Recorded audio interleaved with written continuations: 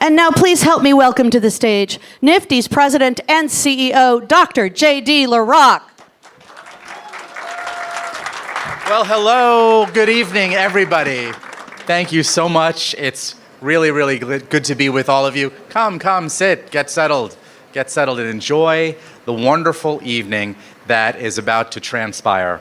Welcome to NFTE's 4th annual World Youth Entrepreneurship Challenge.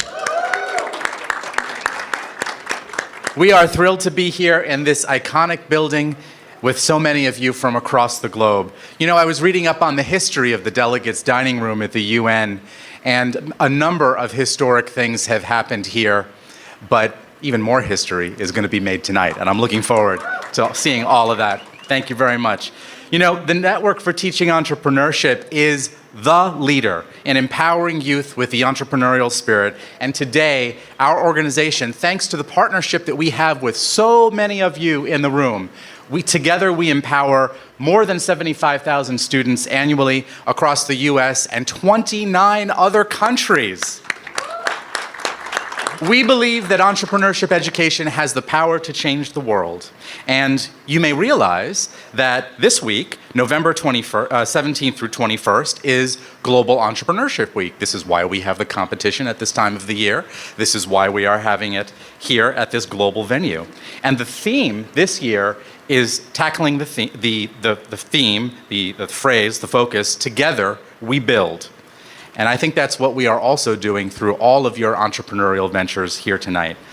Global Entrepreneurship Week involves millions of people across more than 200 countries participating in countless activities to encourage and support entrepreneurship, and that includes this event right here.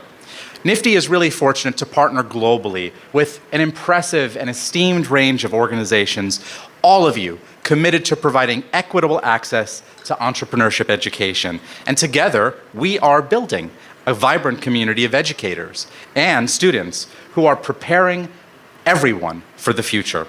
For us, this Global Entrepreneurship Week is a platform to celebrate the accomplishments of young entrepreneurs like those you will see today, like those you have seen all this week, and all of those students are going to inspire us with their entrepreneurial aspirations.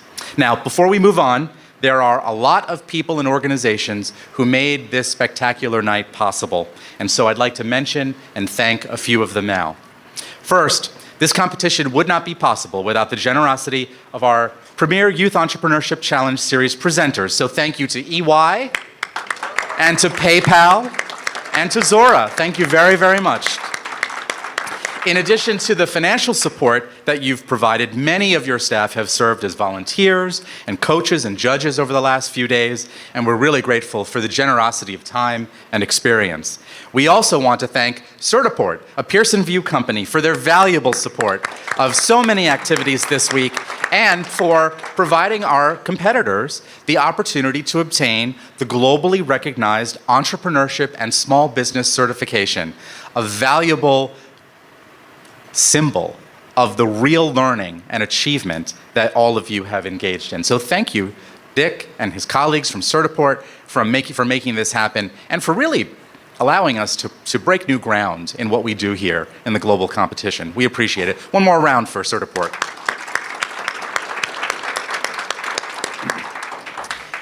And finally, I want to thank UBS for hosting all of our students, our global network members, our teachers and coaches for 3 days of learning, coaching, and competition at your Madison Square Park offices. We were all there earlier today in such a wonderful venue. And of course, the support from the UBS team is beyond compare. Thank you very much, UBS. All right. Well, I know that you don't want to see me. You want to see our wonderful students pitch. But before we do, without further ado, I want to get to the main event, and please help me welcome to the stage our MC for the evening, Angela Zhao. Thank you very much. Thank you. Thank you so much, JD. That was a marvelous introduction. I'm absolutely elated to be back with my NFTE family this evening. It's a true honor to be here for the World Youth Leadership Challenge as your host. And I'd love to start by sharing my experience with NFTE and how impactful it was. In fact, this is how impactful it was. So my start started in high school Nearly 11 years ago, not to age myself, I was stepping foot into Generation Tech under NFTE's program for the first time here in New York City when I was 16 years old, where I learned the tremendous foundation of technology and entrepreneurship. That experience sparked my interests within tech, also gave me the confidence and courage to pursue a career within software engineering. Since then, I've gone on to study computer science at an Ivy League institution and became a software engineer and technical product manager at Fortune 500 companies like Bloomberg, Rocked, and more.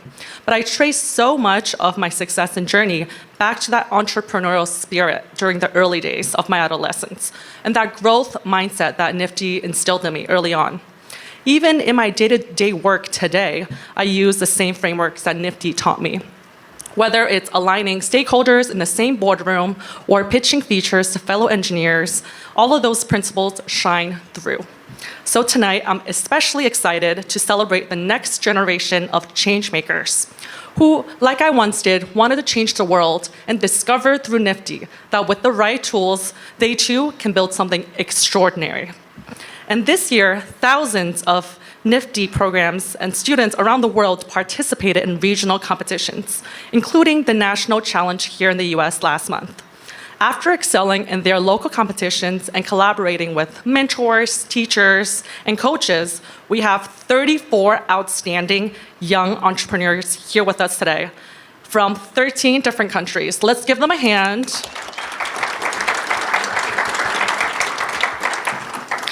They competed earlier this morning for their semifinalist round, and you can truly see the remarkable passion and enthusiasm that harkens back to my day as a NFTE student. Now let's take a moment to see what they were really up to.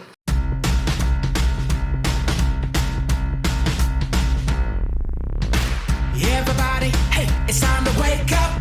Are we ready? Things are gonna shake up. Can you feel it? Feel it on the inside. Nothing's gonna stop us. Nothing's gonna stop us now. We can always reach a little higher. Find a way to light a little fire. Turn it up and never let it down. You know nothing's gonna stop us. Nothing's gonna stop us now. We've never been this far before. This could be the defining moment. This could be the defining moment. History will unfold before us. This could be the defining moment of our lives.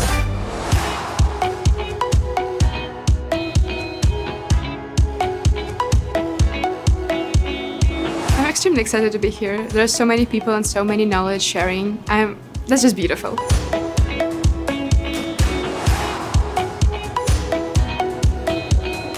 It's so amazing to be in New York City, and I am glad to present my project in New York City.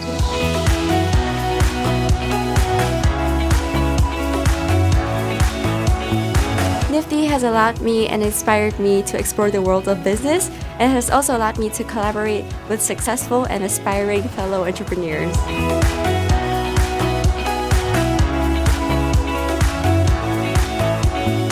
It's a great experience to meet the other competitors.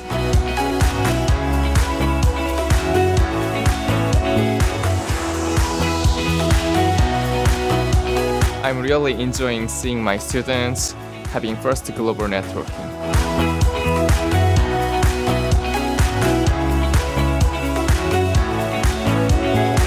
Making it through nationals and also making it here with people around the world today makes me feel unstoppable.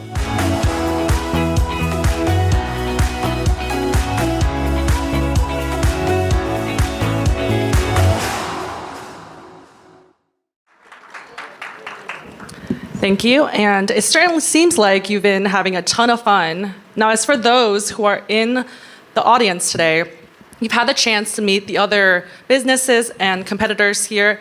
I can speak for all of us when I say these students are truly ambitious and are the future of the world. So much, yes, let's clap for that, all the businesses tonight.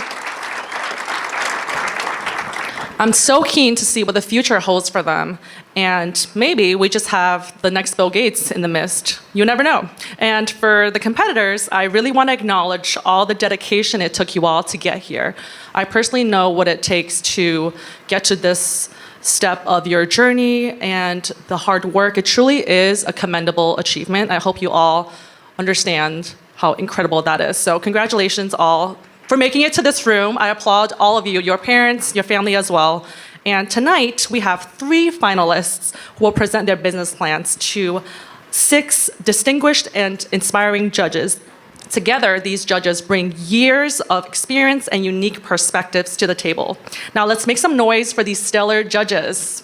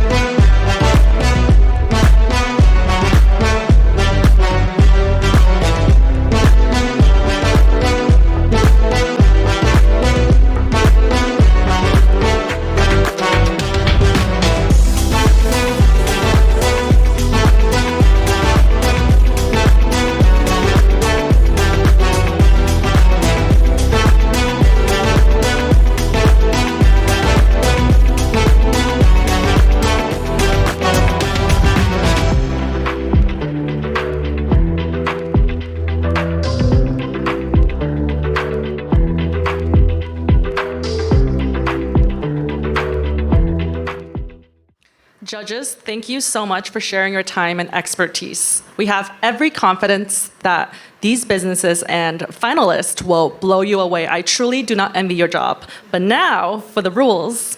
Each presenter has 7 minutes to present their pitch deck to the judges. If a presentation needs to be translated to English, they will be given additional time to allow for the translator to assist.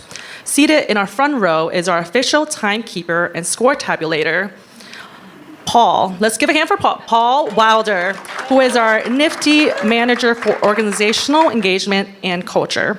Paul has the critical job of showing a green card when there are 5 minutes left and a yellow card when there is 1 minute left. If the time expires before they finish, a red card will be shown and a bell will ring. After each presentation, the judges will have 5 minutes to ask questions. As before, if translation is needed, additional time will be given. And the same rules apply. After each question session, we will allow an additional minute for our judges to record their scores. And now is the exciting part. Let's meet our first competing business from Ireland. Foróige is Carla McDonnell with her business, Vax Chill.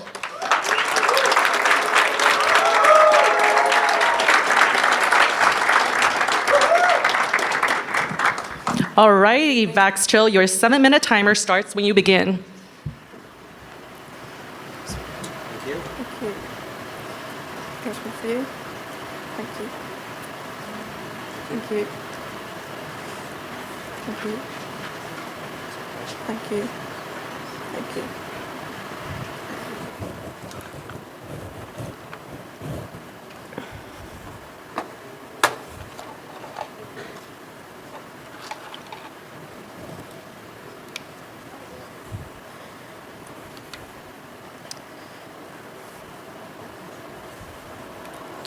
Good evening, all. Hello, my name is Carla McDonnell. I'm 16 years old. I'm from County Louth in Ireland. I've grown up on a farm all my life, and I also work on a dairy farm at the weekends when I'm not at school. I did my work experience in the agricultural sectors to give me a real insight of all the industries in the agricultural sectors. I came up with my idea of Vax Chill from my experience on my family farm, where I noticed an issue when we were purchasing vaccines. We were informed we had to keep the vaccine stored at the correct temperature, but at all times. I then started to do research to what was available on the market for storing vaccines from the point of purchase to the point of administering to the animal. To my surprise, I was not able to find a suitable product. Here is where I started to think of coming up with a suitable solution to the problem. Did you know the global animal vaccine market is worth $13.4 billion, and 84% of animal vaccines are stored in the incorrect temperature required? This is a recent study done by MSD. This reduces their effectiveness, which increases costs on farms, and also is a risk into our food chain. My business Vax Chill solves this problem, and it has been tested and works.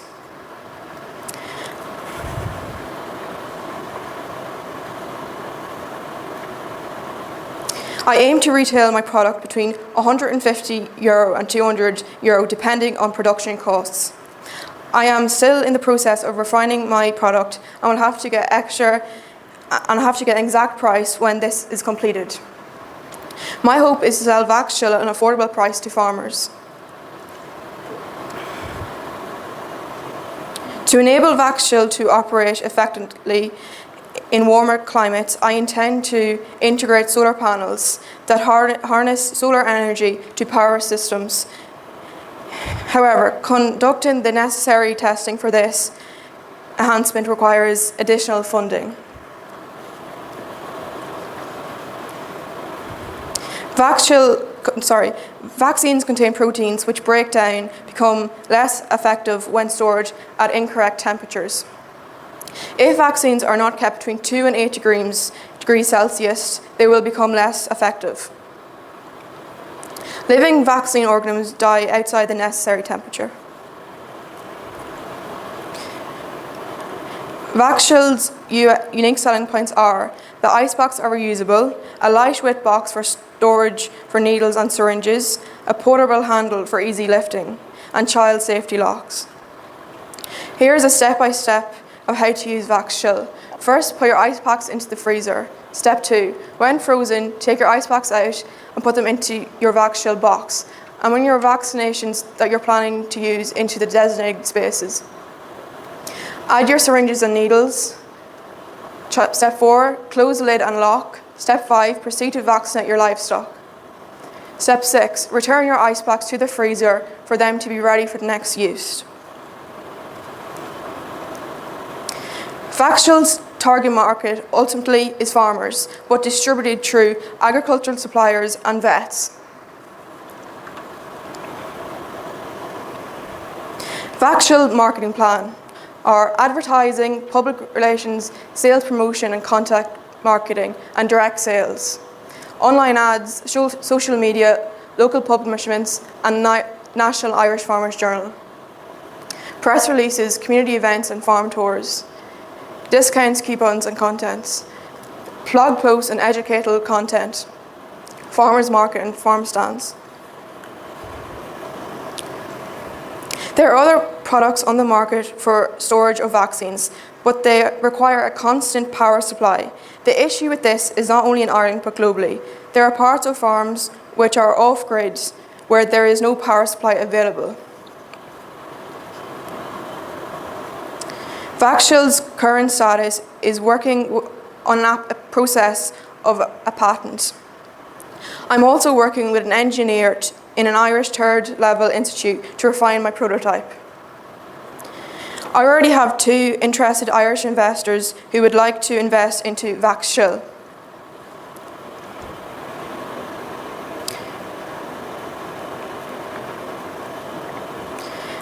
For the next 3 years of Vax Chill, I would hope soon to finalise my patent on Vax Chill product, to purchase a 3D printer for the production of Vax Chill, and to also source investment into my expansion of Vax Chill. And also, I would like to do more research into the use of sustainable materials in the production of Vax Chill. Thank you all for listening. I hope you enjoyed.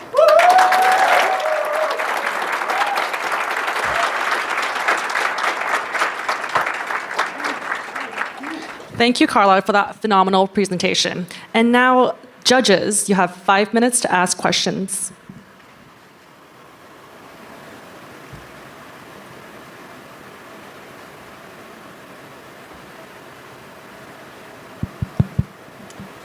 Good evening. How are you? I'm good. Thank you for the wonderful presentation. I'm curious what your cost per unit is and what you're looking to sell it and the cost and the profit margin available.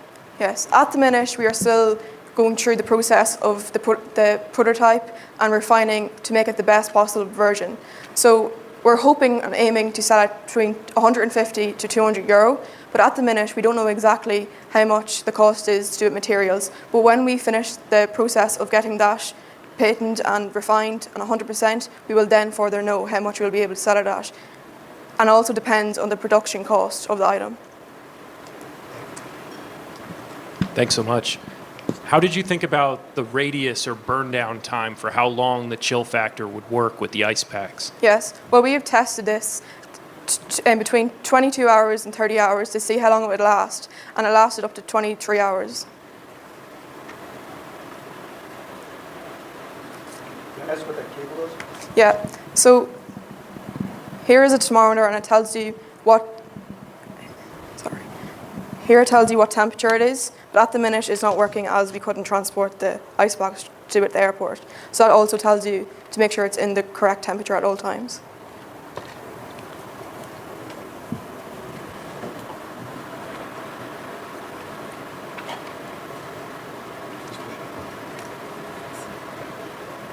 Hey, thank you so much for that wonderful presentation. So looking at your marketing plan, I gather since you're still working on the prototype, you haven't tested it in the field yet. Is that correct? Well, we have tested it in as if it was working.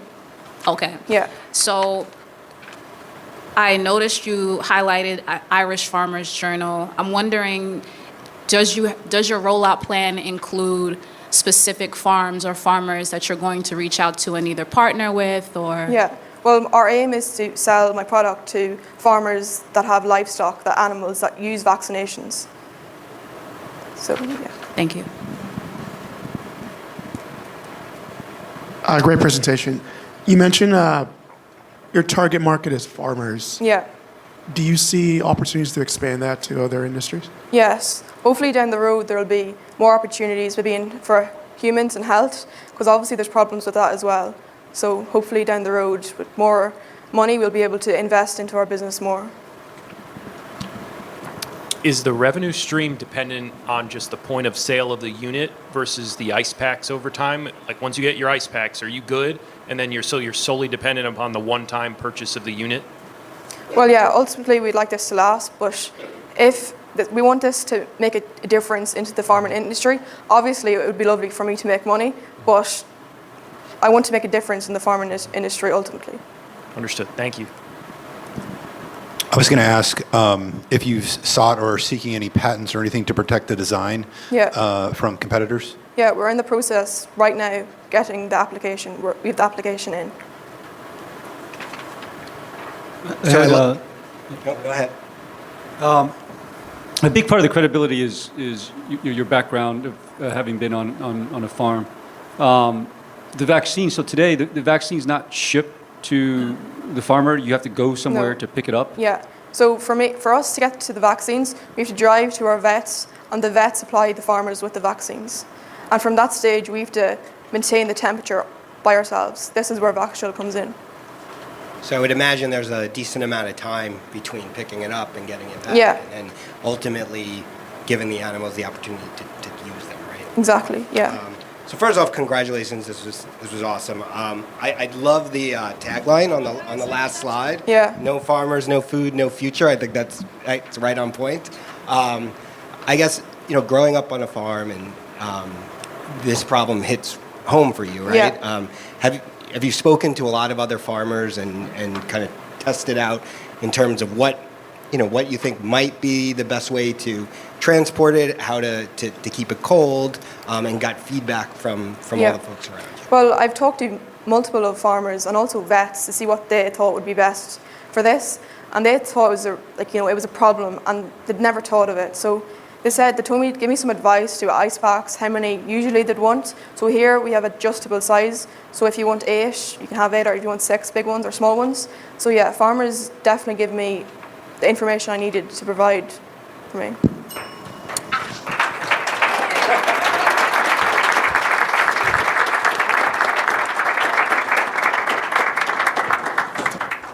Thank you, judges, for your excellent questions, really making us ponder. And thank you, Carla, for these incredibly thoughtful answers. And that concludes our first finalist presentation.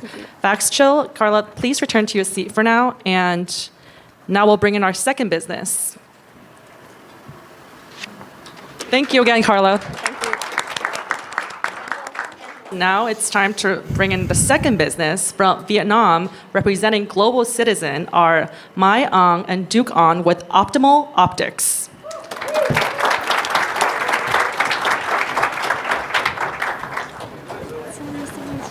Good evening, judges. Good evening. Nice to meet you. Nice to meet you. Nice to meet you. Yes. We're going to leave our prototype here. We will be referring to it later. And here's our here's a complimentary. This is a complimentary document for our slide. Yeah. Yes. Thank you.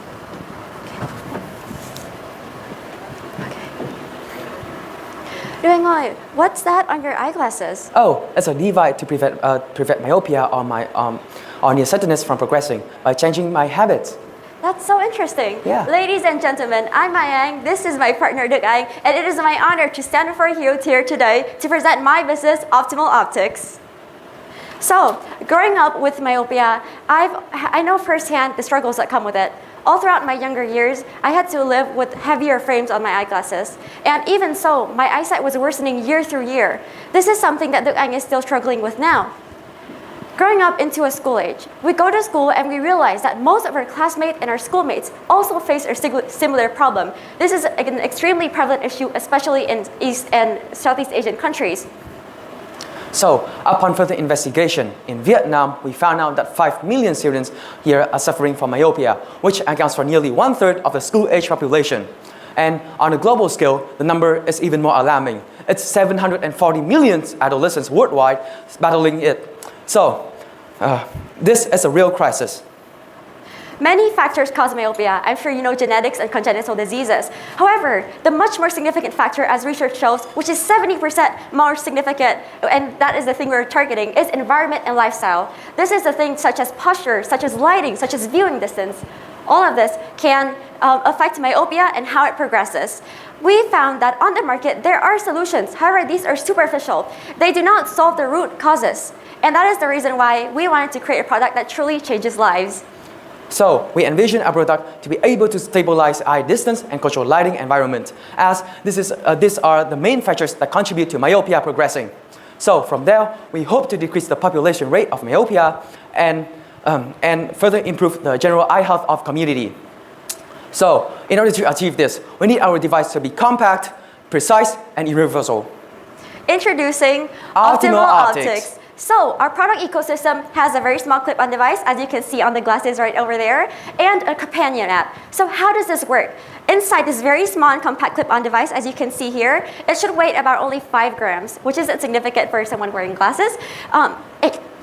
Inside this, you have multiple sensors. We have multiple sensors. We have a Bluetooth module. We have a chip that's powering this, and a mini storage as well. However, one of my most proudest features of this clip-on is the fact that with only 30 minutes of charging, you can use it for 48 hours straight. Wow.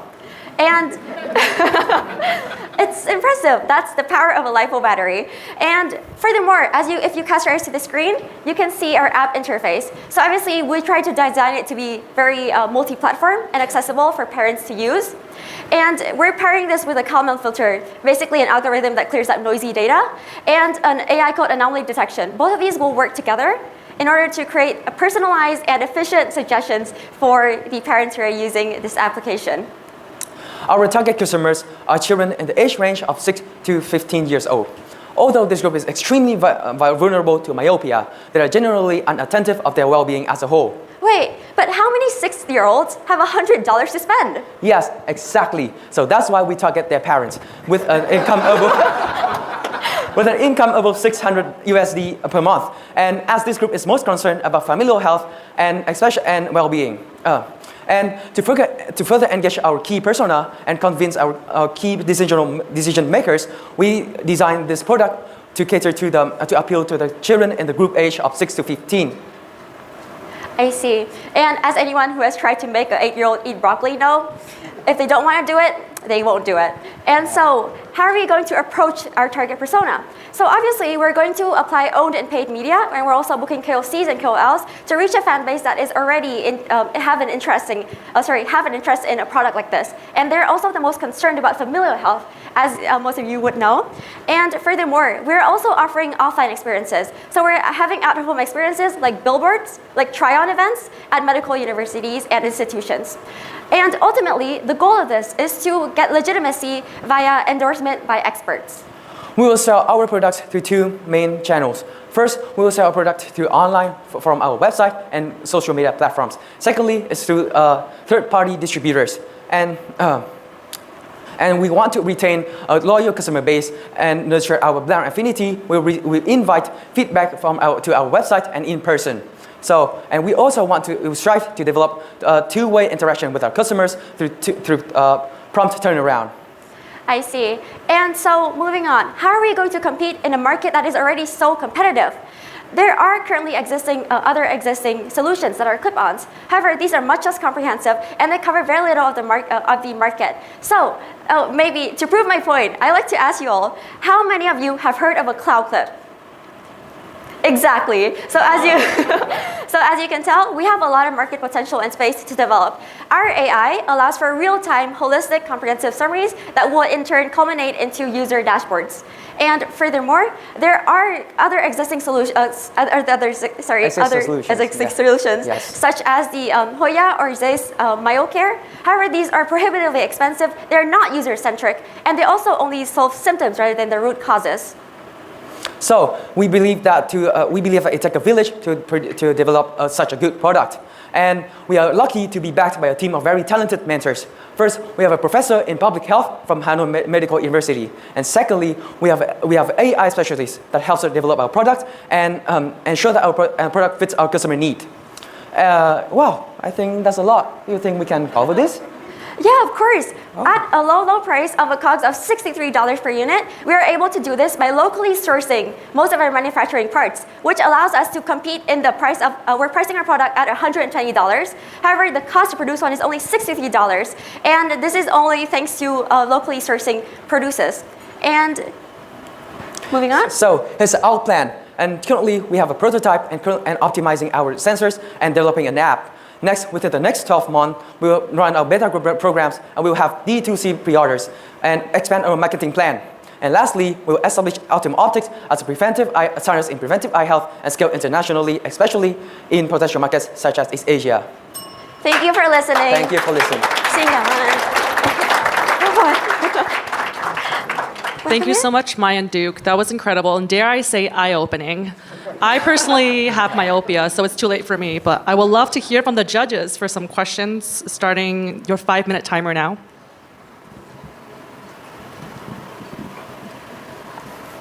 So I would love to know how you focused on myopia versus just general challenges with students being able to see. It's a huge problem to identify children who can't see because then they can't learn.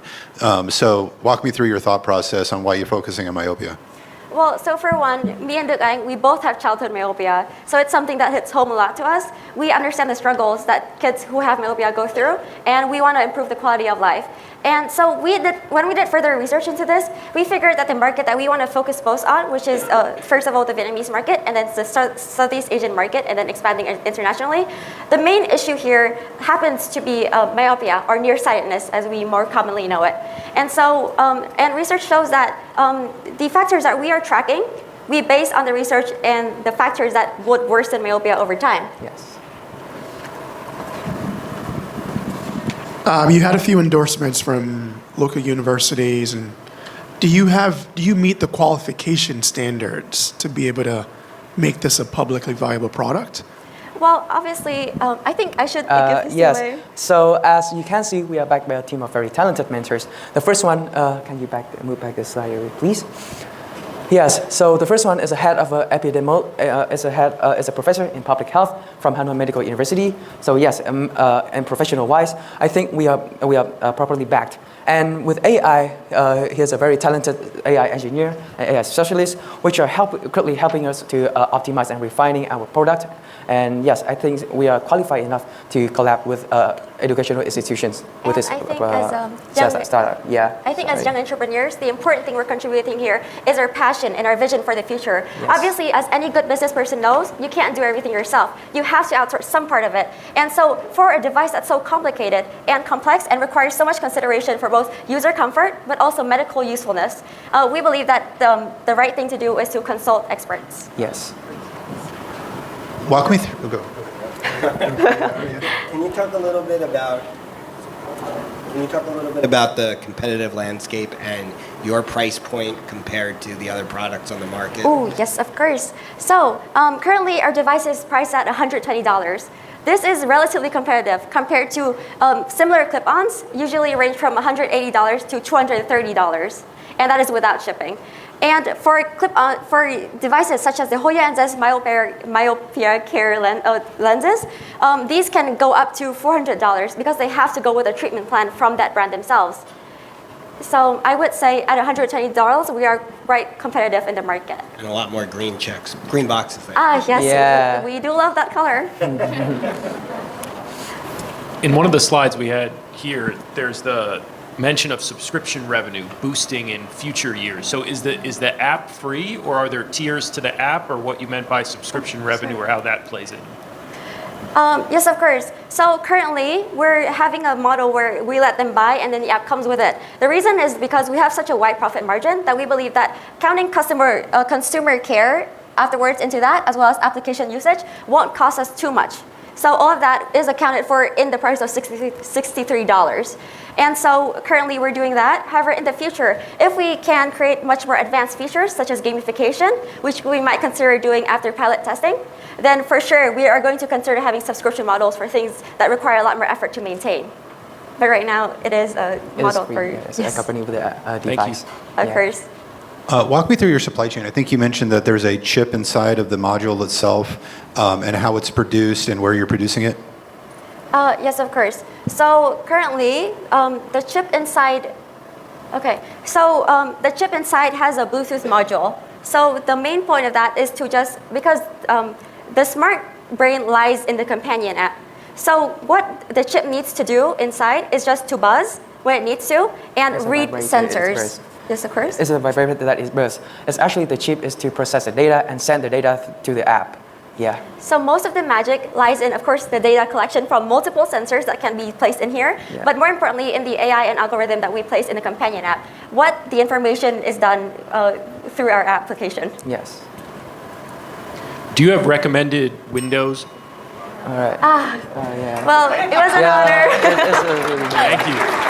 Thank you so much. One positive audience. Thank you to Duke and Mai and to our judges for these questions. You can't spell visionary without vision, so thank you for this insightful presentation, and that concludes our second finalist round. Well, let's bring on our last finalist from Mexico. Representing Fundación E Mexico is Carlos Morret with Tláloc. Welcome, bienvenidos y buena suerte. Yo, what's up, New York City? It's not that kind of night. What's up, guys? Here are the flyers. I sadly don't have for all 6 of you because I didn't have the heart to tell people that they shouldn't take them from the stand. For you guys that did, like, come on. All right, so I think I'm gonna start right now. All right, so hey, what's up, guys? I'm Carlos. 2 days ago, I was 17, now I'm 18. I'm from Mexico City. No, don't clap for that. I'm from Mexico City, and I don't know if you guys know this, but water is a big problem in Mexico City. So everybody seems to know this. I didn't really quite know this. For me, it was this abstract thing. I'd never really interacted with the water problem until about a year and a half ago, where I didn't have enough water in my apartment building. In fact, it froze for like 3 days. So we didn't have the water to shower. We didn't have the water to clean dishes, to clean clothes, whatever. In fact, I had to bring like a huge truck with like a big tank of water into it. And I realized then that it wasn't just my apartment building, it was actually the entire neighborhood, in fact. So just for you guys to have a little bit of context, in my city, we lose about 50% of the water through pipe leaks. So that's stuff that happens because of pressure imbalances and it goes out. And if you want some really scary, nasty numbers, it means that we lose about the equivalent of 300 Olympic pools of water every single second. It's a nasty number, you don't want that. So I did a little bit of research and I found out that in 2024, around 20,000 pipes burst in Mexico City. And only about half of those were even seen by any kind of government agency whatsoever. And that little scare that I had about not having water for 3 days, that is the reality of 350,000 people in Mexico City who have to go through that every day. So we're getting to know each other. I should let you in on a little secret. I am a nerd. So what I did is that I decided to publish a scientific paper about how to solve this issue. So I started doing my paper, and I found a method in which I could actually solve this issue. I could make the water go to houses, I could reduce the amount of energy that the pumps use, and I could maximize the amount of people to get water. Introducing Tláloc. Tláloc is my AI system that I developed. It essentially grabs any water distribution network from any type of network, and it builds it into a language that any computer can understand, a mathematical graph. That mathematical graph then goes inside of a deep learning AI algorithm, and that deep learning AI algorithm optimizes every little pump inside of that network in order to minimize the amount of leaks that there are. How does it do this? Because you see in every node, you can't have pressures be too high or be too low. You gotta have them just right in order for there not to be leaks caused by pressure imbalance. And also, you need to have energies low, because then the government won't buy this from me. Then, that's precisely what I did. I pivoted from doing this research project into doing this business. So how does this actually work? It seems like magic, and it's not. What I do is that I run hundreds of thousands of simulations inside of a water simulation software called EPANet. Afterwards, I run a deep learning model with it, Tláloc, and this was what my paper was about. I have to prove that I can run an optimization algorithm that runs every single second that is going to minimize the amount of energy within the system, and it's going to minimize the amount of leaks by maintaining pressures inside of that range. Right now, a human operator reviews the changes that Tláloc is making, and then it's going to see if it applies them or does not apply them to the network. Right now, that's an old graph. You guys weren't supposed to see that. Right now, it's gotten a whole lot better. I have an accuracy of about 99% in this model, so it guesses about 99% of the pressures correctly. And it can also predict into the future. So it knows that if I give it this state, Tláloc can say, okay, in 6 hours from now, it's going to evolve into that state. Right now, the highest error that I have is about 1 meter of tank head, which is like 0.25 psi, which is like 1/8 of the pressure of a Coca-Cola can. So right now, the error is pretty low. So the idea is not to go with Mexico City. Mexico City is massive. I would be a big idiot if I started with Mexico City. I want to do municipalities, small little Mexican towns that are losing a lot of water. There's like 3,000 of these, but I want to do I identified there were 300 that were high non-revenue targets. What does non-revenue water mean? It means that you buy water, you treat it, it's your baby, you carry it around for a little bit, and then you put it into the system and it gets lost. So you just wasted like a bunch of money on that water. The government doesn't like that. So what I want to do is that I want to grab 15 of those high non-revenue water municipalities. I want to start delivering Tláloc to them. We want to do case studies. We want to see if it can truly scale up and work. So this is me on Mexican national television. As you guys see, I speak a lot. And this is me presenting my idea. Essentially, the idea is the following. I want to do outreach with Mexican universities. I want to do outreach with the governments. I already have the support of the 2 largest research universities in Mexico City. I also have had the support of the government. Today, and I'm not kidding you, today I went to the consul of New York in I went to the consul of Mexico in New York to talk about this exact idea. Then we go into something called shadow mode, which is where Tláloc is making its decisions and the human operator decides whether it's going to accept them or reject them. If we see that that works, then that goes into assisted control. So Tláloc has like a complete control of everything in the system. If that works, then we do a case study. Universities come in, governments come in, engineers check that everything is rolling just fine and that this kid is not crazy. And then we scale. So we continue going larger. If it can work in like 100 small towns, then it can work in a medium city. And if it works in 100 medium cities, just maybe it may work on a really big city, like this one. And then competitive analysis. So we are not the first to model water in the world. In fact, I've read most of the literature that has been done on putting AI into modeling water hydraulic networks. There are ones that do digital twin leaks. There are ones that do like satellite and acoustic tools. There are already some that try to do optimization software, but it takes hours. These guys have to get one system of water and you get to crank those numbers, and an hour later, it brings you what you should be doing. What I proved in my paper is that I could do this every single second. And not just that, but all these competitors are doing it for the private industry. So they're doing it for water taps. They're doing it for the little companies that like send water to other people. That's not what I want to do. I want to do it for urban networks. I want to do it for people. I want to do it for cities and for small towns. So that's the main difference. And about me, who's this guy? I am, told you, just recently turned 18. I'm currently a researcher at the Institute of Nuclear Sciences in Mexico City. I do particle simulations. I told you I'm a nerd. I do particle simulations for like physics with like particles. I also took a design thinking course in entrepreneurship from UC Berkeley. I took a course in AI and business from McMaster University in Ontario, Canada. I am a nerd. I should have put that in there. And I'm also with Fundación E as a BizComp alumni. So right now, the model of pricing can change for every city. Of course, if you have really big cities, it's going to be a lot pricier. If you have really small cities, it's going to be not so pricey. Right now, this is what a normal kit for a small town in Mexico for 1 to 2 months would cost, about $10,000. What we would do is that we would license the software to a small municipality. We would have them buy the materials, and we would have them put it to work. And I believe I can get Tláloc to work in around 7 months by getting a go or a no-go from the government on an assisted pilot, and then 3 months later doing a public release. We would be handling with universities, we would be handling with government. It would be a completely transparent thing. We would publish our data to figure out, is this thing working? Can the public trust it? Can Tláloc really work? And we would shortlist the municipalities and bring them in on this. So judges, to everyone involved, thank you so much for hearing me talk for around 7 minutes straight. And yeah, that's about it.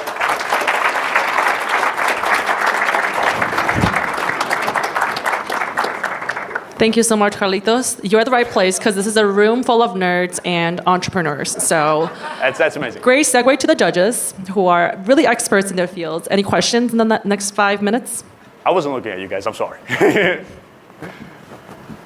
I love your energy. You mentioned smaller cities is your target market. Not really, but right now, yes. And then Mexico. Right? Then, the world. Then the world. Why the smaller cities to start with? That's a great question. Yes. So we want to prove that it works. So right now, a city as complex as New York, theoretically what I prove in my paper is that it could work. But I don't want to start doing that because first of all, I wrote the code when I was 16. I wouldn't trust that. But also because I want to make it into smaller cities. If we can prove that it works on a really small city in a contained environment and that it actually does minimize the cost of energy and it actually does minimize the amount of leaks by regularizing pressures, then we can be sure that it can work on 100 cities or small little towns and so on and so forth. The whole plan is we want to get government support and we're going to get university support by actually always, every step of the way, proving that it worked the last time.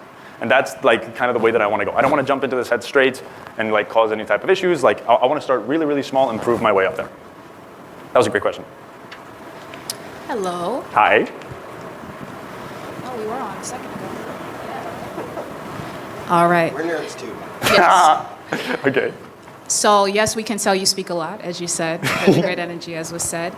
So can you talk to me about your thought process of when you're going into these small towns or the municipalities, are you having to deal with those municipal leaders? Are you having to negotiate with their budgets for you to go into these pipelines, et cetera? That is an actual great question too. So here's the thing. Most of the things can actually be bought by the government themselves. And as you mentioned, a smaller rural municipality will have to pay less than New York City. I would be a criminal if I would be charging them what I would charge New York City for one of these systems. It's like $1 billion, trillion, gazillion dollars or something like that.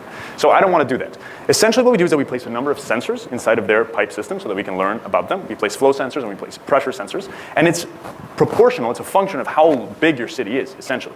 So it's a very small rural city. It's not going to be that many sensors. There's not going to be that many materials. I think I have the materials somewhere around right here. If it's this is an estimate for a small town, but if it was a very, very, very small town, they wouldn't have to pay this. To answer your question about you have to lead with municipal leaders, most of them in Mexico would say yes. So I've already talked to the head of government in Mexico City. I've already talked to the head of government in Mexico, and most of the local town leaders that I've heard and mayors and all that, they tell me that they would be incredibly happy to take on this service. Most of the things can also be outsourced to the government. So it doesn't need to be the small municipality that pays for it. It can also be a subsidy from the very government on top. As well, it will be funded by private institutions, by investors, universities, and so on and so forth. So the process is to make it as cheap as possible for the government to take it on, especially because we would be saving them more money from the energy that they are not paying for than by them having to hire me. Thanks again for the presentation. Sorry if I missed it throughout, but were you able to quantify in an example town how much the reduction in cost would be to the government? You're totally right. I didn't do that. What I managed to do, so everything that I've done right now, it's on computer simulations, right? So I've managed to prove that this happens on paper.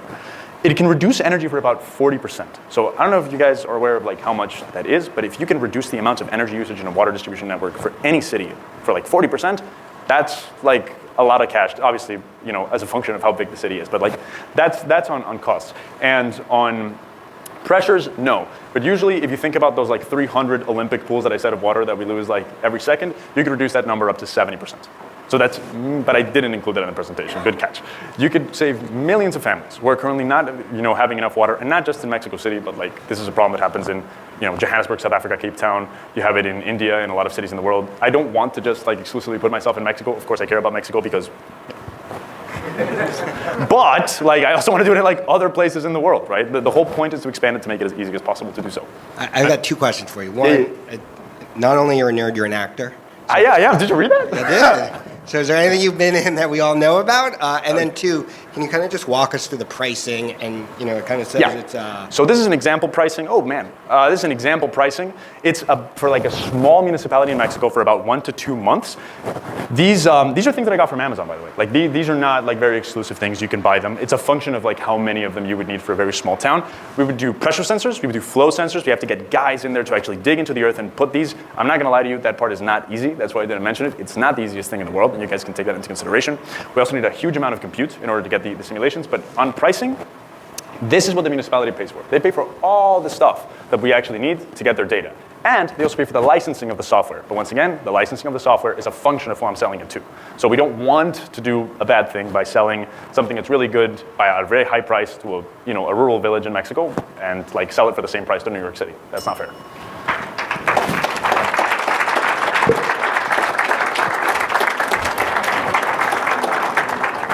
Thank you, New York! All right, that's it.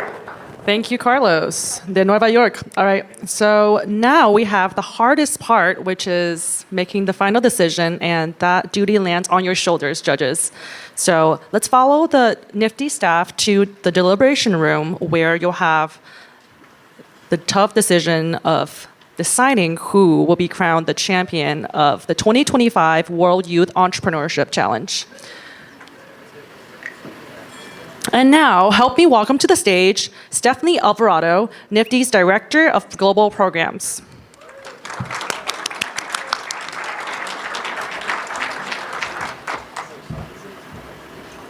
Hello, everybody. Isn't Angela a wonderful host? Join me in thanking her for being here as an MC today. We're so grateful to have you with us again.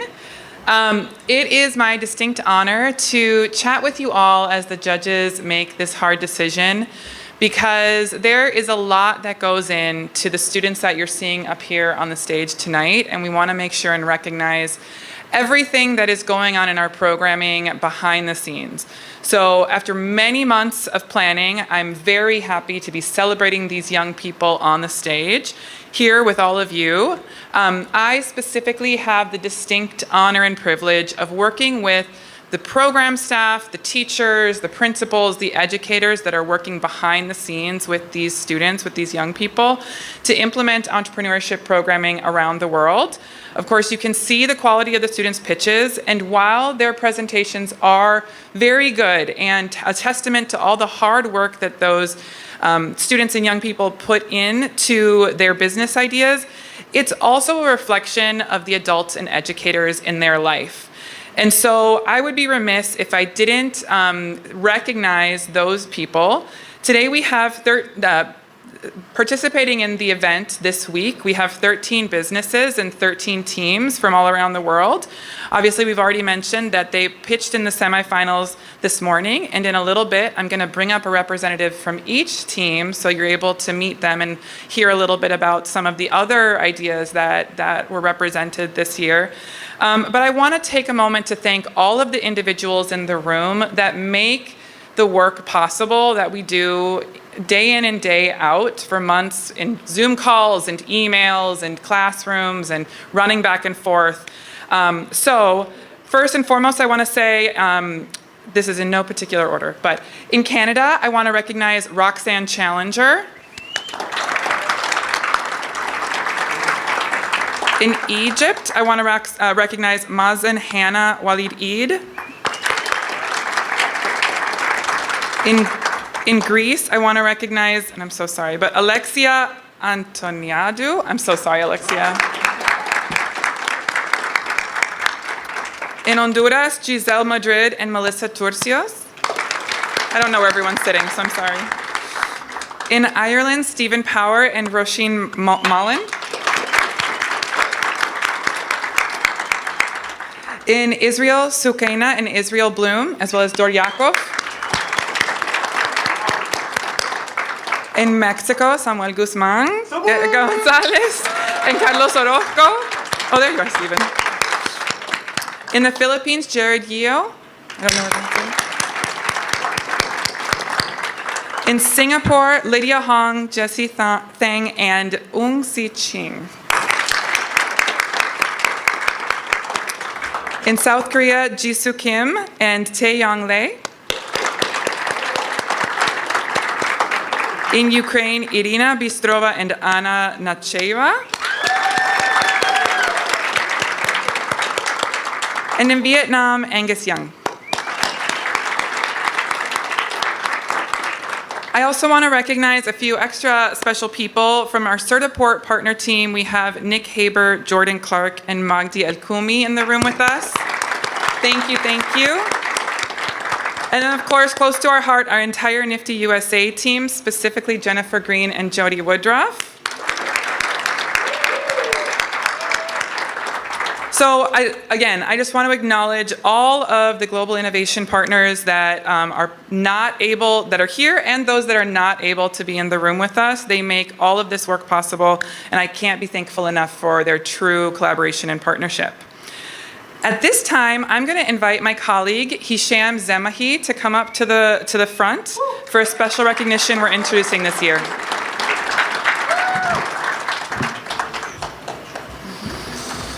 Hello, hello. Good evening, everyone. My name is Hisham. I am the Global Programs Success Manager at Nifty. I've only been here about a year and a half, and I'm so very happy to be working with such wonderful colleagues and educators. Tonight, I have the distinct pleasure of presenting a special award to one of our outstanding organizations that we work with. This new award will be presented ongoing forward annually to a Global Innovation Network member. This member exemplifies innovation, initiative, and an unwavering commitment to student success. This year's inaugural recipient is one of our oldest and strongest global partners in youth entrepreneurship education, consistently leading by example, generously sharing ideas and best practices, and exemplifying a passion and dedication to providing transformative opportunities that not only empower youth, but also enrich the communities in which they live. So we are so grateful to recognize this year's network member, and it is from Ireland, Foróige.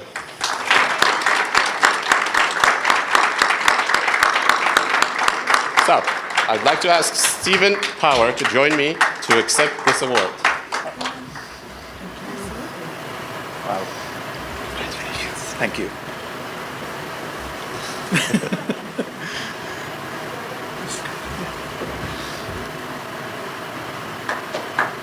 Congratulations, Stephen. Stay up here. Come back. Just trying to get away with it. No, don't get it. You can't get away. Thank you very much. Just like to say, being part of this partnership and these friendships is so important to us in Ireland as part of Foróige.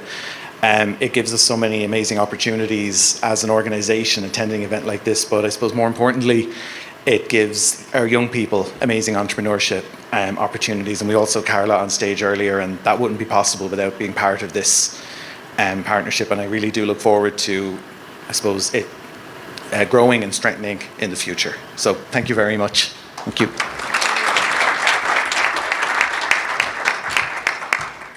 Wonderful. Well, thank you, Stephen, even though you didn't want to say anything. You got to say a little bit something. And thank you, of course. Oh, well. And of course, thanks to everyone at the Foróige team. We really appreciate everything they do. So at this moment, I'm going to ask for the student representatives from each team to make their way toward the stage. If you can come up here and join me. In the meantime, I want to say a thank you to all of the national and regional board members. I know we have several of you here with us. Yes, yeah. For your ongoing dedication to our mission and the support of all our efforts. So, and then finally, thought that would be quieter. And of course, without their support and volunteerism, we wouldn't be able to do what we do.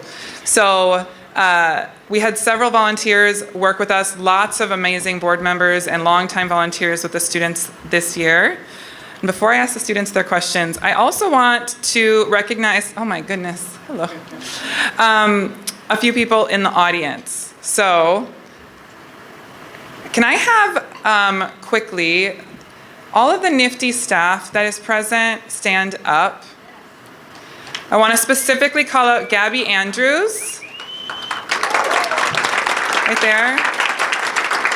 Cheyenne Ornelas, oh, she's in there, so you can't see her. She's with the judges.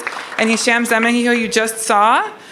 They worked tirelessly to make all of this possible on the global side, but then also Suzanne Taylor right here, who you've all gotten to know this week.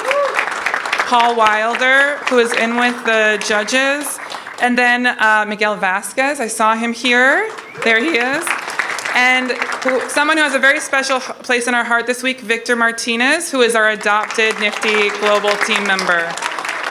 So really could not do this work. You guys make it a joy, so thank you. And now that I have my students up here, we're gonna have a little bit of fun. Suzanne told me how to turn this on, and I'm hoping I'm able to make it. There we go, I did it. So first, I want to just go down the line, and for the students who haven't said their pitch up here on stage, I would like to just have you all give a 15 to 20 second version of what is your idea and where you're from. Name, where you're from, what your business idea is. Hello, I'm Jaime de Guia, and I'm joined by Gian Santorcas. We are from the Philippines, and we are MindLeap.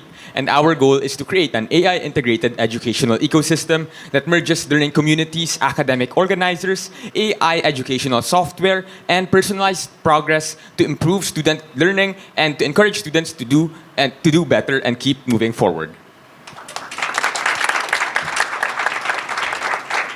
Good evening, everyone. My name is Sofia. I'm from Ukraine, and we created Dimitra.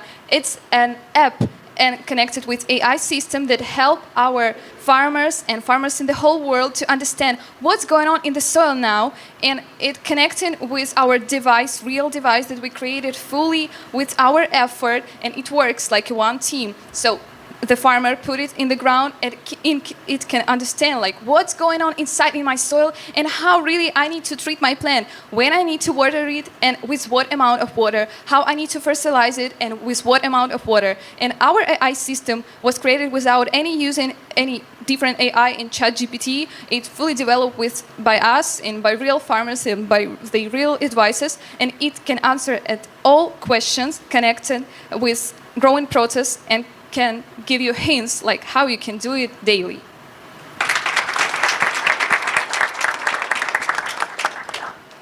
Hi everyone. Okay, so I'm Valerie and I'm from Honduras. And in Honduras, we noticed a very big and urgent challenge that is food waste. But let me tell you, we also noticed that this is even more prominent in New York. Did you know that around 3.9 million tons of food end up in landfills each year? And 20% of that comes from restaurants and cafeterias. With their meal, a fast food delivery driving app, we are trying to change that. But what makes it different from other fast food delivery driving apps? Well, let me tell you, Remeal is focused only on the surplus that these restaurants would otherwise have thrown away. We have two types of users. We have the providers and the consumers. Our providers will be the restaurants, cafeterias, and fast food places that throw away the food. And our consumers are students, low-income families, and any food insecure individual. With Remeal, we are trying to make food shared for everyone, accessible, safe, and sustainable, instead of being wasted. Thank you.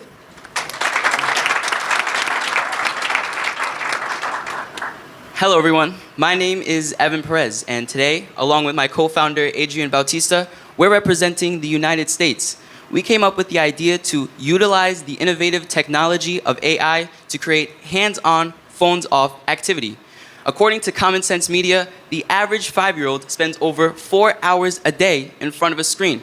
So we create a subscription service that delivers personalized coloring books using AI. Thank you. Hello, everyone. My name is Amar. I'm from the Egyptian team. And Sarah Wagdi is with me. So our project will help its goal is to help pharmacies regarding their stock and their supply chain management by preventing any overstocking or understocking of medicine using AI insights. Not only this, we're the first logistics application that uses peer-to-peer trading between pharmacies, just in case if any distributor runs out of a certain medicine. Thank you. مرحبا للجميع، أنا أحمد جيت من إسرائيل لهنا. اسم الفكرة بينجو. بينجو هو سلة مهملات ذكي مع أبليكاتسيا ومع كاميرا. بينجو هو سلة مهملات ذكي ومع أبليكاتسيا وكاميرا، والفكرة هاي فكرة أنا والمجموعة تبعتي، وشكرا للجميع. Hello, the student name is Ahmed. Ahmed from Israel. We make a bingo system. Bingo is a smart trash can that can take the discarded items. The system can identify the items by barcode scanning or identify by talking with the system by voice and smart camera. The system can make a shopping list and directly launch the information to application. After we go to the supermarket, we will never forget what we will buy, and we will never purchase more extra items. By this way, we can save money and reduce food waste. Also, the application can suggest for the users the lowest price between all the shopping centers in the local area and markets.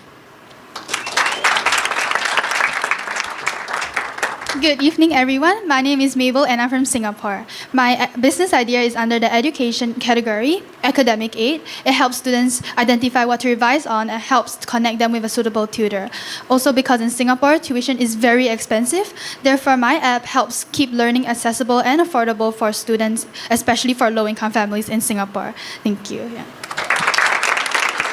Hi, I'm Mai from Team Vietnam. I'm sure you've enjoyed our pitch. It's an honor to be here. Thank you. Xin cảm ơn. I think you've heard me for long enough, but thank you all for being here. Hi guys, my name is Junyoon Kim. Me and my team represents Cognitype, a third-party keyboard system that is used for Alzheimer's diagnosis. A lot of Alzheimer's patients currently in South Korea are diagnosed extremely late because a lot of families don't recognize early Alzheimer's symptoms. We are trying to develop an app where people can use it to type away in their daily lives and still get Alzheimer's diagnosed in the earliest stages possible. Thank you. You guys are probably tired of hearing me. Just want to thank everybody here. I want to thank Samuel. I want to thank my family. This has been an amazing opportunity, and yeah, this has been amazing. I want to say. Hi everyone, my name is Joshika Evelyn. I'm representing Maternal Movements from Team Canada. As some of you guys may know, a lot of maternity clothes just go in the trash after pregnancy is done. But these are high quality clothes. But a lot of low-income women cannot afford that. For that purpose, our service, through donation drives and retail partnerships, collects clothes and then puts them into an essential box for low-income women, solving this inequality. Thank you. Hello everyone, my name is Helena and I am representing Athlete 360 from Greece. So me and my teammates are all in the area of athleticism and we decided to create an app that focuses on the main sectors of athleticism, which are actually 4, and I'm going to get to them in a tiny bit. Basically, we also had questionnaires which proved that this issue was not only amongst me and my team, but athletes in many schools across Greece specifically. Basically, the app basically connects an athlete to certified professionals around the world which focus on areas of nutrition, physical exercise, physical rehabilitation, and psychology, because we believe that a huge side of sports, which isn't talked about enough, is actually the mental baggage that comes along with sports. So not only do we want to connect the athlete to all of these professionals and kind of use one platform to cover them from all different aspects, but we also wanted to connect the professionals amongst themselves, actually, because we believe that all of these four sectors are very codependent on one another. For example, many psychological conditions directly relate to nutritional factors or even physical factors, and we wanted these professionals to be in direct communication with one another if they need extra insight on their mutual clients via the app. Thank you. Okay, thank you, competitors. That was wonderful. And just so you all know, they were only told about an hour ago that they were going to have to come up and do this. So I just want you to all appreciate how scary and how great they did at doing their elevator pitch for all of you. So I would love for you to share a little bit about the experience you've had this week. As many of you know, they've been here since Monday, and they've been doing all different kinds of activities during that time. They've had sessions together in workshops, coaching, and all different kinds of time to explore as well. So I would love maybe to start with you, Ahmad, to tell us what's been your favorite thing about this week, either the Nifty part or the New York part, whatever you think. To be honest, the people that I met, like Carlos, my friend, and John as well, and like all of you guys, like I'm really grateful for the people that I met, the new friendship that I made, like, and the experience in general. Thank you, guys. Maybe I'll ask you, Mabel, what do you think is your favorite thing that you've done this week, or something you've learned? What I have done this week, I've learned is that all my friends, their business ideas, I have learned so much from them because every business idea of theirs has something unique that I love about. And I was so excited to hear about their business ideas too. Yeah. Valerie, what do you think of New York? What has been your impression of New York City while you've been here? All right, that's a really good question, actually, because it's been my first time in New York, and I was just so excited to see all the streets. Even just going out, it's like so different from Honduras. Like, yeah, in Honduras, you don't just go out the street and see all the pretty buildings. You just see like dirty streets and stuff like that. But here, it's not so pretty, the streets as well, but it's been really enriching seeing all the different touristic attractions, going out with my friends, all of the new friends I've made as well. Well, my favorite thing from New York will be maybe just the pretty attractions, I guess. That's my most favorite part. I'm a very visual girl. I really like to see pretty things. Thank you. I'll come to this side. Jershika, what is something you've learned this week? Ooh, great question. I think for people who don't know, we had learning sessions just 2 days ago. We had amazing speakers come in, and I think a point that they all mentioned was failure is never permanent. You're gonna have failures, it's inevitable. You just have to climb back up, try your best, and keep going. And I think that's a really important mindset to have. Yeah. Thank you. I'm glad you heard that, because we say it a lot, because it's so important for you guys to all really understand that this is just one part of the story, and it's part of the experience. So I'd like to hear from some others. How do you feel about sharing? What's been your favorite thing so far this week? I feel like I learned a lot of things, and one of the most important things I learned is that no matter how much you think you perfectly prepared for your pitches, there's always things that can come as unexpected by people who are judging your pitches. And I feel like it's extremely important for someone to keep calm in these situations and just accept that there are things that the pitch lacks, and just take it in and use it as a stepping stone to better their pitches. So. I'll come back down here, down to the end. I would love, one of you want to answer the question about when you go home, what's the thing that you're going to tell everyone about the time you spent in New York?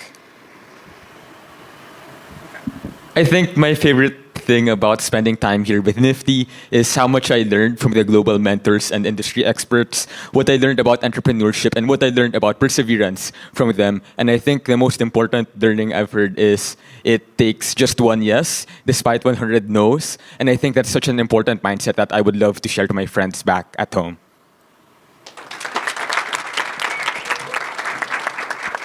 Okay, wonderful. Any burning thoughts that someone would like to share with the audience before we conclude? How could I have guessed that? Okay, Carlos, let's hear it. Oh, I just want to thank everybody. Like, it's a miracle that I'm here. Like, honestly, like in this competition as a whole, have you asked me like a year ago if I would have been able to do any of this? I don't think so. I've always been a very shy person. That's serious, man. Like, I'm not kidding. I think I've met like so many incredible people today, like has been echoed like many times around. And I don't know, I've learned a lot of things from these people. I've learned a lot of things from like the global community. The Egyptian passport is just, like so cool. What is it? The Statue of Liberty. It's like bigger than you would think, man. Like that's not the kind of stuff that I would see in Mexico. But like jokes aside, I've actually really like learned a lot here about failure, about continuing like to grow, about talking to other people. I think that the guys that I met here, like the people that I met here, I'm gonna keep in touch with like for a really long time and to work with on other stuff because it definitely feels like they know what's up. I don't. I'm kind of lost, and these guys seem like they really have like what it takes. So I think I'm gonna make like lifelong friends here. So thank you so much.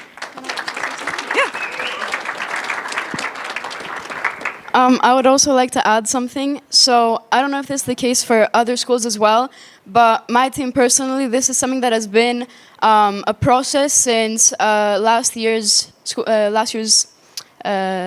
semester. I don't know how to say it. Yeah, and basically worked on this in our entrepreneurship course at school. And the fact that this has changed from something that we were working in a classroom back in Greece, and it has changed into something else. Like there has been so many edits and it's been such a evolving process. It's just really amazing, and I really want to thank everyone that has shaped this experience because it's really unbelievable. And if you told me when I was coming up with all of these ideas and I was trying to brainstorm everything back in Greece, that I would have been here with my classmates in New York doing all of this and having so many intelligent people around me, I would really not believe it. So, yeah. Well, thank you all. I appreciate you coming up here and sharing, but you can go ahead and take your seats because I believe our judges are back and we're ready to hear the results.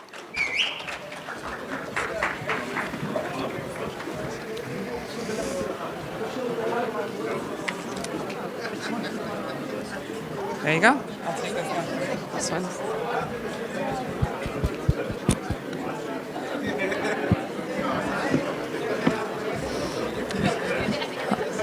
All right. Thank you so much to the impeccable staff. Really appreciate all. Let's give a hand for her, actually. Thank you, staff. It was so intriguing to learn all the other businesses, and I'm certainly inspired here. Everyone's future is so bright, and I really hope you guys keep in touch with each other. I still talk to my Nifty teammates from 11 years ago. We're going to each other's weddings. It's such a special bond that I hope you cultivate in the future. All right, and now, planting the seed for innovation, let's segue to the next section. Welcome back, judges. We're so excited for your decisions, but without giving anything away, I would like to invite you to share your thoughts and also ask Amelia, who is a fellow Nifty alum herself, what are your thoughts on these presentations and any sentiments you would like to share with us? Thank you. Can you hear me? Yep. Awesome. So yes, as a Nifty alum, I am so proud and so inspired every time I come into contact with the participants in competition. But especially tonight, these presentations were all truly innovative, truly looking at significant issues and so many close to heart and close to home. And it's very impressive also for the time in life where each of you find yourselves to be having these kinds of thoughts and ideas fleshed out, and to be dedicating yourself to these businesses and social entrepreneurship to make cultural and environmental changes says a lot about you. So I know that your parents are proud, but we are proud as professionals and inspired by you. So please be encouraged in everything that you're doing. Even the businesses that I got a chance to walk around and meet, same thing. Please be encouraged about what you're doing, because there's so many adults who cannot do what you all are doing. So please be encouraged, and thank you for all that you've done to get to this point.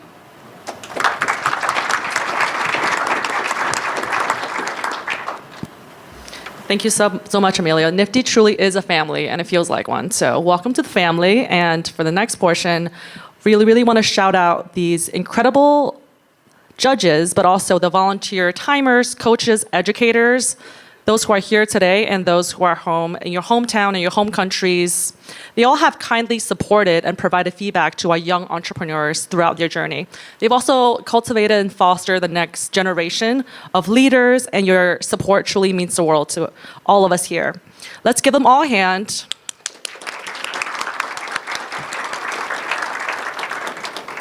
Lastly, I also want to thank our generous sponsors and presenters, EY, PayPal, Zora, and our supporting sponsors, Certiport, as well as our host at UBS. Thank you to all these generous sponsors. 2 finalist businesses will now receive $1,000 each. That's $1,000 more than I had in 16. So thank you all for your generous sponsorships, and the winning business will take home a grand prize of $5,000. And now for the announcement of tonight's winner, help me welcome back the incredible CEO and president of NFTE, Dr. LaRock. Let's give it up for Angela. What a great job. Thank you so much. And please, once again, join me in thanking my NFTE colleagues for all the work they have put into this event. Thank you very much, colleagues. I'm not going to pontificate for very long because I know you all want to hear who the winners are, but I would like to say just a couple of things. First of all, I would like to just express my personal thanks to all of you for deciding that having a global community of young entrepreneurs is an important thing to do, because it is. And I don't need to explain why that is, because you've just seen why tonight. The second thing I want to say is that I always pay close attention to what our young entrepreneurs' businesses are about, so that I can ascertain where the world is going and whether I should be hopeful or pessimistic. Now, I'm always hopeful, but here are some of my takeaways from the big themes that jumped out at me. First of all, and this is like every year it gets more and more, AI is a big theme of these businesses, isn't it? It really is. And we should all be taking note of that, all of us adults who, may play around with AI, but we have just seen from really all of the students who were lined up here on stage just how central that is going to be, that already is, for all of us going forward. The second thing is, and this again, very characteristic of our NFTE students domestically and all around the world, the incredible commitment to both people's basic needs and supporting decent lives, but in the case of so many of the businesses that we saw today, a true commitment to sustainability. I mean, think about it. Reducing water waste, reducing food waste, reducing other types of behavior that we can change to make a better world. And what I love about the business ideas that all of our students have put forward is the level of care that they show for their fellow human beings and for the world. So that is what I am taking away from this competition tonight. Thank you. All right, here it is. So how should we do this? Should we have our finalists come on stage? Yeah, let's have you come up, please. Come on up. And so the first two will be our $1,000 winners, and then the final will be the winner of the grand prize for tonight. So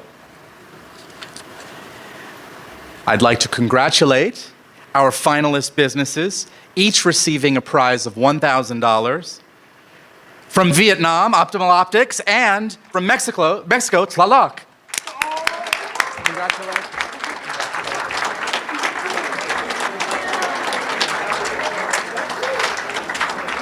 And so you know what that means. Ladies and gentlemen, our grand prize winner of the 2025 World Youth Entrepreneurship Challenge, receiving $5,000, representing Ireland and Foróige, Vax Chill.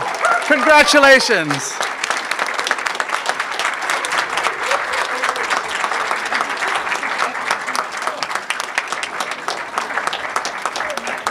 Now, I'm gonna take it over to the judges, actually, if I can, real quick. You have a working mic over there?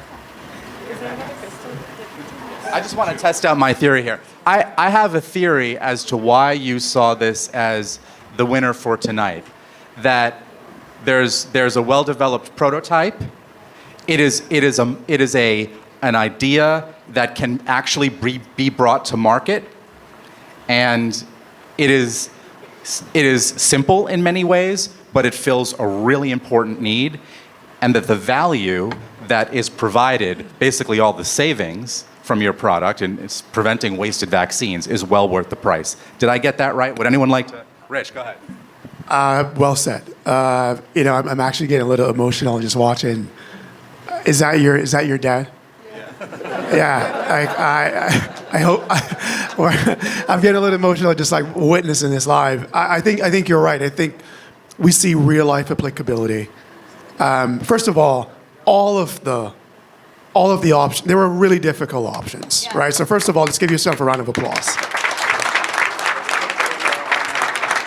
Right, the backroom deliberation was really strife, and you made it really difficult for us. I think what we thought about Vax Chill is there's just so much real-world applicability. It's ready. We see mass scale, the passion, the thought that you've given into it. Sure, you've been on a farm, but I think you see global reach with this product, and we were just so inspired by it. Thank you very much. And let's give one final round of applause to our fantastic judges for all of their contributions tonight. Well, ladies and gentlemen, there you have it. Our 2025 global winners. Let's give them one more round of applause. Thank you very much, everybody, for being with us tonight and for part of all of this. This concludes our event. Have a wonderful rest of your evening. Thank you.